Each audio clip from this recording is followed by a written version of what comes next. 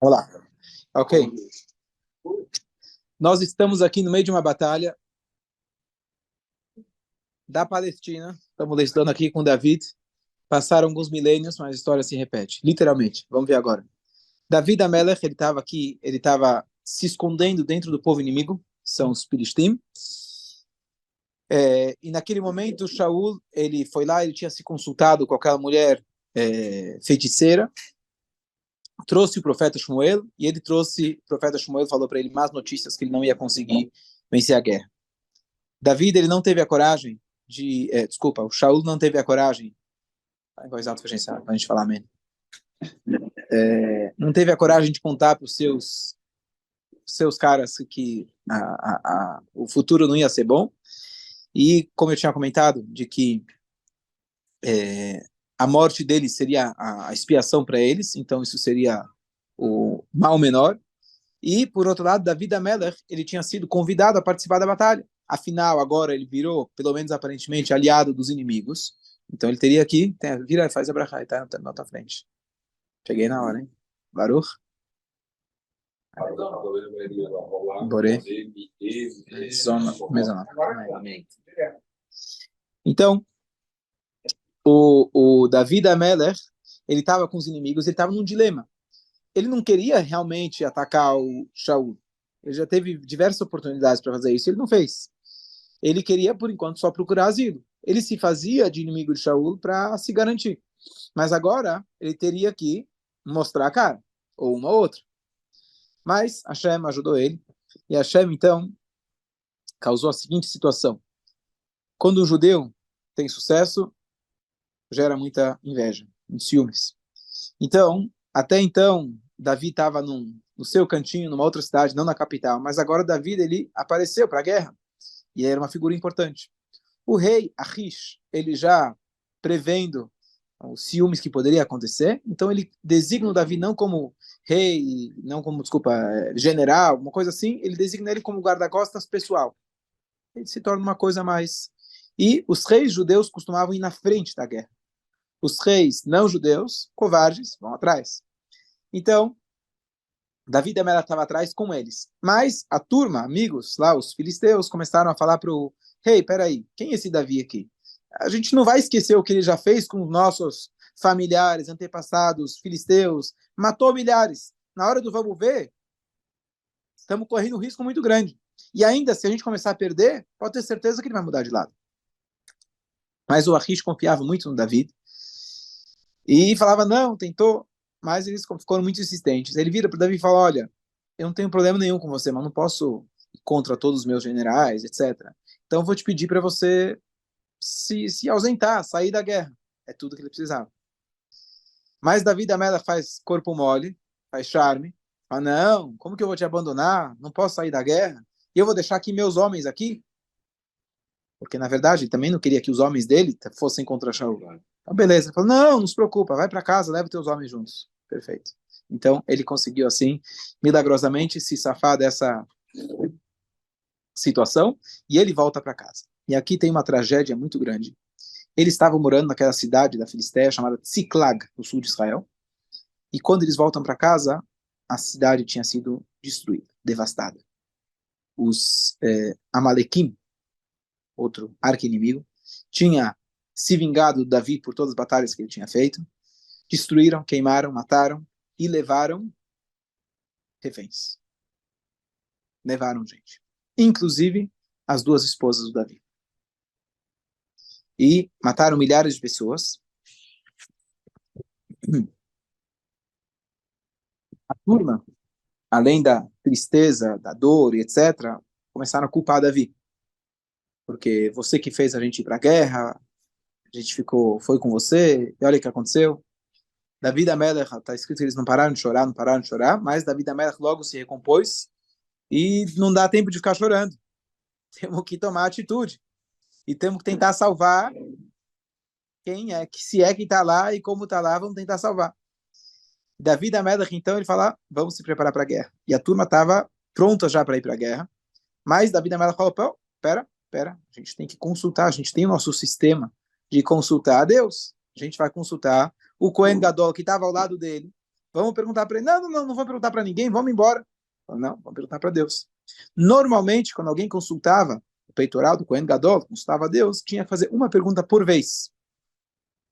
Acho que não era bem judaico, né? Não sei, judaico pergunta duas, três, responde com pergunta, mas a regra lá... Devo ir para a guerra? Por que não? Né? Por que não poderia? Qual a sua opinião? Mas era Deus falando. E Deus, então, dessa vez ele perguntou duas perguntas. Pela urgência que ele estava sendo pressionado. E ele pergunta, será que eu devo ir atrás da tropa inimiga? E será que eu vou ter sucesso? Eles consultavam já ter resposta de antemão. Então, uma vida para ele fazer a brachai. Chacola, mais um. E aí, então, Hashem responde de cara, responde as duas perguntas e fala, vai adiante, amém. Você vai ter muito sucesso, você vai conseguir, amém.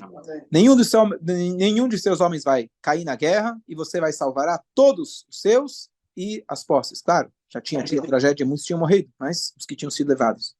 Ele, então, fica tranquilo. Um detalhe, a gente nunca deve racionalizar uma tragédia.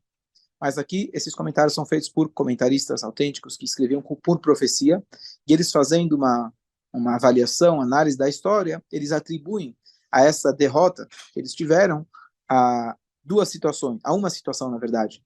David HaMelech, indiretamente, também tinha sido causador daquela situação que o Shaul veio lá e matou todos os Kohanim de novo. Afinal, ele que estava fugindo. Então, de alguma maneira, ele tinha alguma culpa.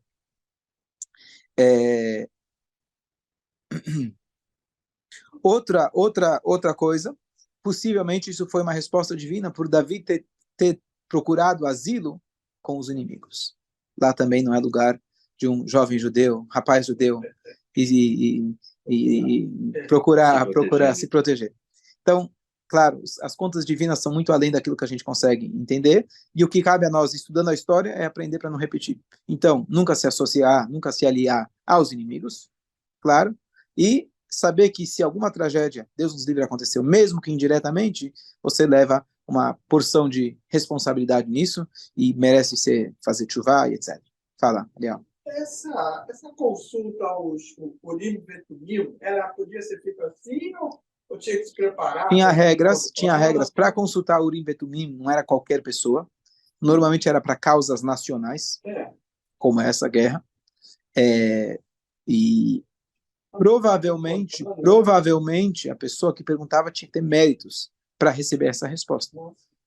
Então, você perguntava através do Kohen Gadol.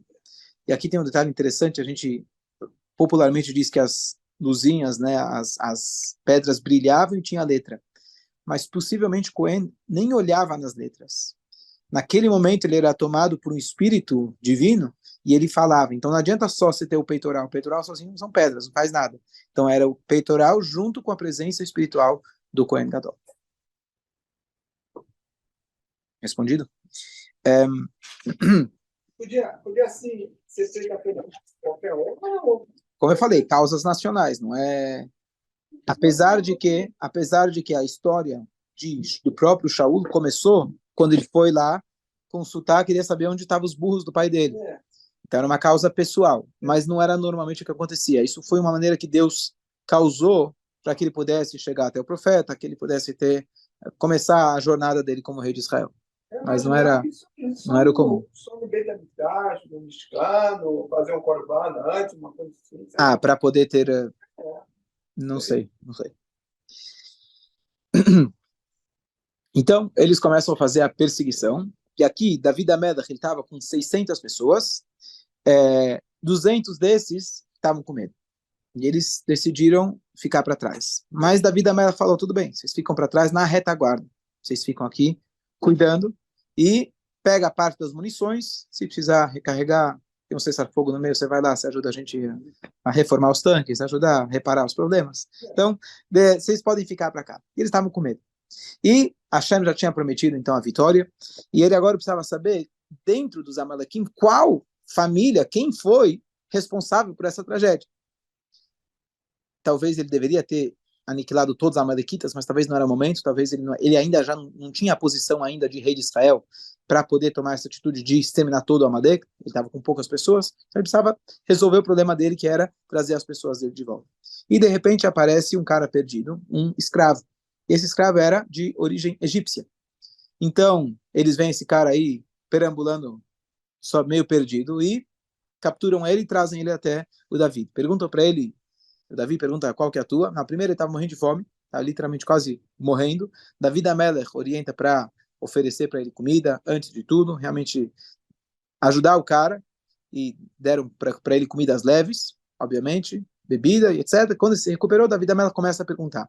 E aí ele conta para ele, olha, quem foram as pessoas, quem foi a família, eu era escravo, eu sou escravo, aliás, dos filisteus, fui no meio eu estava lá no meio da confusão, e me deixaram por aqui, não estavam nem aí para mim, minha fome, etc. E ele acabou ficando por lá. E ele falou, Davi da Melech então falou, então você precisa me contar quem são os responsáveis e onde eles estão. Ele falou, sim, mas por favor me jura que você não vai fazer nada comigo e você não vai me devolver para meus antigos patrões. Lembra bem o cara que saiu de Israel, não estava querendo voltar para Gaza, né? Saiu da prisão de Israel, não queria voltar para Gaza. O hotel 5 estrelas de luxo de Israel era um pouco melhor do que o tratamento que ele tinha em Gaza. Bom, ele vai lá, ele mostra para eles, e no meio da vida Melech, primeiro ele observa esses homens, e eles fazem uma batalha que dura 36 horas consecutivas. Antigamente as batalhas eram impossíveis de funcionar, de continuar durante a noite. Hashem deu para eles a visão que eles precisavam para continuar a batalha durante a noite. E olha que interessante, aqui Davi da Melech compôs o salmo Le David Hashem Ori Veishi. Aquele salmo que a gente fala em todo o mês de Elul até até Oshanarabá, Shmini Ateret, que a gente fala que Deus é minha luz, porque realmente Deus foi a luz dele, permitiu ele continuar a batalha com a luz das estrelas, etc., mas foi algo milagroso para que ele pudesse continuar a batalha durante a noite também, e ele conseguiu trazer todos aqueles que estavam cativos de volta, ilesos, não tinham sido tocados, Baruch Hashem, e todas as posses dele, ele trouxe de volta também, dele e da turma, e Baruch Hashem eles voltaram com sucesso total e absoluto. E aqui uma coisa muito interessante, que da Parashá da semana passada, a gente leu que o Esav, aquele os dois irmãos inimigos, Esav estava vindo para atacar o Yaakov, e ele estava acompanhado, diz a Torá, de 400 homens. Só que de repente a Torá continua contando de Esav, parece que a turma some da narrativa. E os nossos sábios comentam para a gente que esses 400 homens, quando viram o Yaakov, na verdade já ainda os anjos de Yaakov, eles começaram a falar, com esse aí a gente não vai mexer. Eles abandonaram Esav. Em mérito disso, esses 400 homens, eles voltaram agora em outra encarnação, e eles foram 400 amalequitas, que apesar da guerra, eles foram poupados. Então, os amalequim são descendentes, Amalek é o descendente direto biológico de Esav, e eles que estavam protegendo Esav muitos anos antes, voltaram aqui e foram poupados justamente por eles terem abandonado essa guerra com Esav, e eles foram poupados por Deus. Ou seja, nada Hashem fica devendo, as contas de Hashem são extremamente precisas. Se você tem algum ato positivo que você faz, se não agora, algum momento mais tarde, Hashem não vai ficar devendo. E Davi da Melech, agora ele volta para aqueles 200 homens, e aqui tem uma passagem que também a Torá conta para a gente, de que quando você faz uma guerra, você traz os despojos, aqueles que ficam na retaguarda são tão importantes quanto aqueles que saem para o ataque. E Davi da Melech distribui igualmente os despojos entre todos aqueles que participaram da guerra. Quem foi para a frente de batalha e quem ficou para trás. Isso também é importante para a gente lembrar, que no sentido mais amplo, não só dentro da tzavá, a vitória é atribuída a quem foi, ou a quem ficou no escritório, ou quem ficou apertando o botão tecnológico, mas muito além disso, nós somos a retaguarda daqueles que estão na frente de batalha.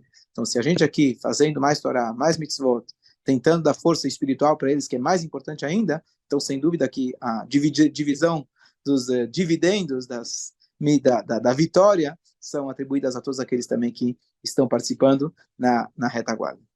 Bezerra Hashem, que a gente tenha logo a vitória total, a vinda de Mashiach, que a gente acenda já as velas da Hanukkah no tempo sagrado.